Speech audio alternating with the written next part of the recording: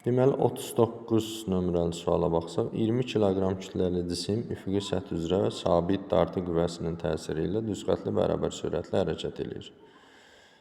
Cisim ilə səth arasında sürtünmə əmsalı 0,4 olarsa, deməli, mü 0,4 olarsa, kütləmiz də 20 kiloqramdır. Olarsa, deməli, dartı qüvvəsini tapın. Biz bilirik ki, üfüqi hamar müstəvidə cisimə 2 qüvvə, bir dartı qüvvəsi, bir də sürtünmə qüvvəsi təsir eləyir. Və bu cisim bərabər sürətlə hərəkət eləyirsə, deməli, dartı qüvvəsi sürtünmə qüvvəsinə bərabərdir. Sürtünmə qüvvəsinin də düsturu mü n, deməli, dayağı reaksiya qüvvəsi.